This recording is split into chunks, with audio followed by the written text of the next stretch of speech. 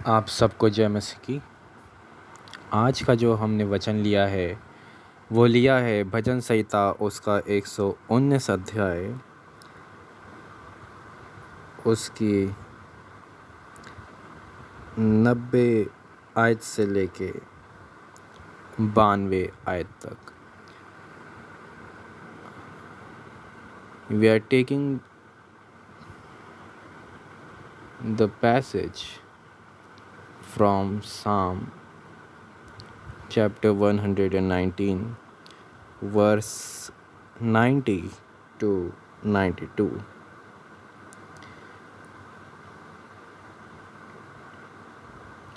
तेरी सच्चाई पीढ़ी से पीढ़ी तक बनी रहती है। तूने पृथ्वी को स्थिर किया, इसलिए वे बनी है।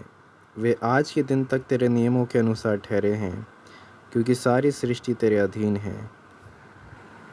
यदि मैं तेरी व्यवस्था से सुखी न होता तो मैं दुख के समय नष्ट हो जाता। Your faithfulness endures to all generation. You have established the earth and it stands fast. By your appointment they stand this day, for all things are your servants. If your law had not been my delight, I would have perished in my affliction. इसमें भजन का लिखने वाला हमें बताता है कि सारी पृथ्वी पर परमेश्वर का अधिकार है। कोई भी ऐसी चीज़ नहीं है जो परमेश्वर ना जानता हो, चाहे वो बादल के बारे में हो, इसका आसमान के बारे में हो, चाहे ज़मीन के बारे में हो, चाहे समुंदर के बारे में हो, या फिर उनके अंदर जो चीज़ें हैं चाहे उसके बारे में हो। परमेश्वर सब चीज़ों को जानता है और वो हमारे विचारों को दूर ही से समझ लेता है। परमेश्वर को पता है कि हम अभी कैसे हालातों में से होकर गुज़र रहे हैं, किस दुख, किस दर्द, किस परेशानी में से होकर हम गुज़र रहे हैं। इसे भजन लिखने वाला कहता है 92 वर्स में कि यदि मैं तेरी व्यवस्था से सुखी ना होता तो मैं दुख के समय नष्ट हो जाता। If your law had not been my delight, I would have perished in my affliction.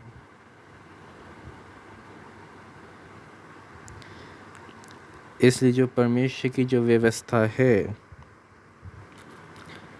जो परमेश्वर ने हमें वचन दिया है, हम बहुत ही अपने आप को भाग्यशाली समझें कि परमेश्वर का वचन हमारे पास है। पर कहीं ना कहीं दुर्भाग्य ये है कि हम उसे पढ़ते नहीं हैं। शैतान हमारे मन में ऐसी ऐसी बातें डाल देता है कि हम परमेश्वर के वचन को पढ़ना नहीं चाहते।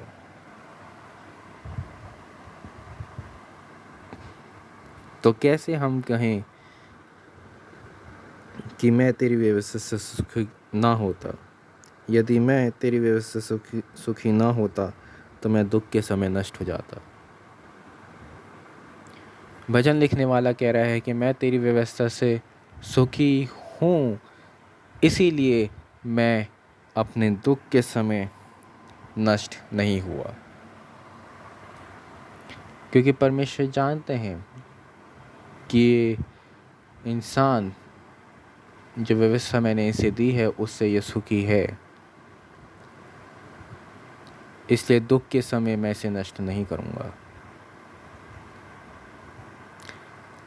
हम परमेश्वर को और परमेश्वर ने जो व्यवस्था हमें दी है, ये जो बाइबल हमें दी है, हम उसको दृढ़ता से हम थामे रहें, ताकि जब हम पे दुख, संकट, मुसीबत आए तो हमारा हाथ जो है वो ना छूटे और परमेश्वर पे हमारा दृढ़ विश्वास बना रहे,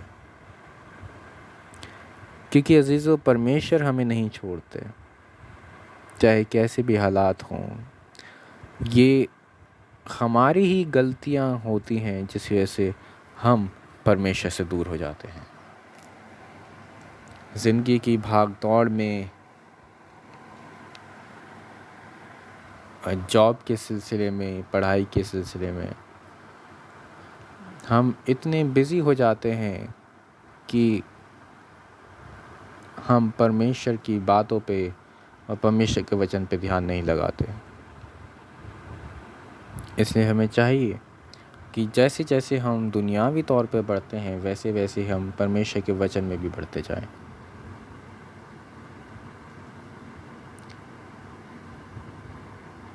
क्योंकि सारी पृथ्वी का अधिकार परमेश्वर के पास है। और जब हम गॉस्पल में पढ़ते हैं, जब हम सुसमाचार में पढ़ते हैं, तो हम पाते हैं कि उसमें यीशु मसीह कहते हैं कि चिड़ियाओं को देखो, ना वो बोते हैं ना काटते हैं, फिर भी परमेश्वर उन्हें भरपेट सुलाता है। तो फिर और उसमें आगे लिखते हैं कि तुम्हारा मूल्य तो गौरव से बहुत बढ़कर है, तो फिर तुम क्यों फिक्र करते हो।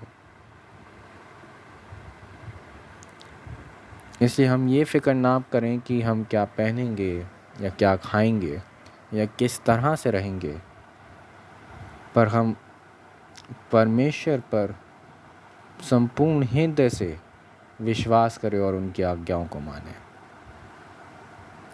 क्योंकि प्रभु की आँखें धर्मियों पर लगी रहती हैं और उसके कान उसकी विनती की ओर लगे रहते हैं।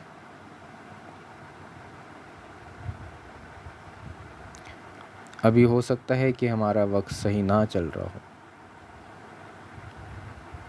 हो सकता है हमारी ऐसी आदतें हों जो हमसे छोड़ी ना जा रही हों, हो सकता है हमें कुछ बातें अंदर ही अंदर खाई जा रही हों जो हम किसी को बता नहीं सकते। तो अजीज़ों, अपने घुटनों पर आएं और रो के परमेश्वर को अपना दिल का हाल बताएं।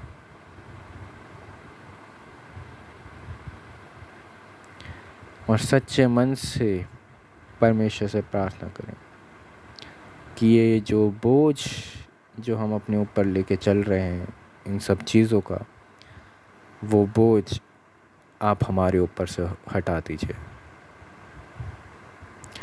कि ये जो दुख तकलीफ़ से हम होके गुज़र रहे हैं, आप उस दुख तकलीफ़ को हमारे ऊपर से हटा दीजिए।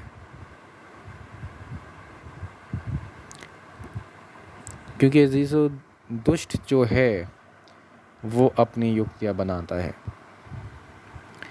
ताकि हमें नाश कर सके।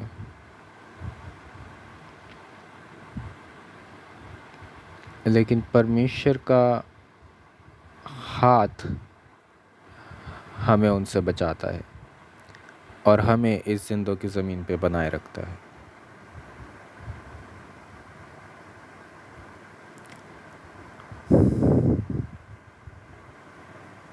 इसलिए हम संपूर्ण हृदय से प्रभु पे भरोसा रखें